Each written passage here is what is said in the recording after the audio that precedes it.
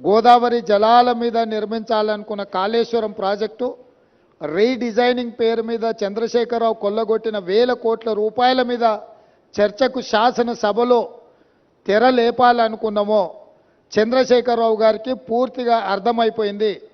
తను ముఖ్యమంత్రిగా ఉన్నప్పుడు పాల్పడిన వేల కోట్ల రూపాయల దోపిడీకి సంబంధించి విజిలెన్స్ అండ్ ఎన్ఫోర్స్మెంట్ ఎన్డీఏసీ ఇచ్చిన నివేదికల మీద చర్చ జరిగితే తన బండారం అంతా బయటపడి ప్రజల ముందు అవినీతిపరుడుగా దోపిడీదారుడుగా దోషిగా నిలబడాల్సి వస్తుందని వ్యూహాత్మకంగా కృష్ణానది జలాలను కృష్ణానది మీద ఉన్న ప్రాజెక్టులను కేఆర్ఎంబీకి అప్పజెప్పినరు అని కాంగ్రెస్ మీద ఎదురుదాడి చేసి నల్గొండ జిల్లాలో ఒక సభను పెట్టి ఆ సభ ద్వారా కాంగ్రెస్ మీద ఎదురుదాడి చేయాలన్న ఆలోచనతోటి ఈరోజు నల్గొండలో సభ పెట్టిండ్రు.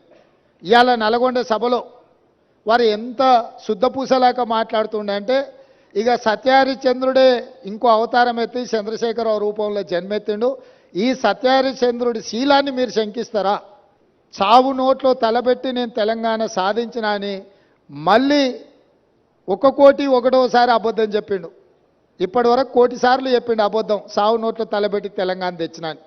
ఎన్నిసార్లు బిచ్చమెత్తుకుంటావా సావు నోట్లో తలబెట్టినా అని? 2 సార్లు ముఖ్యమంత్రి పదవి ఇచ్చారు. 10 సంవత్సరాలు ఈ రాష్ట్రాన్ని పట్టి పీడించినావు, దోసుకున్నావు.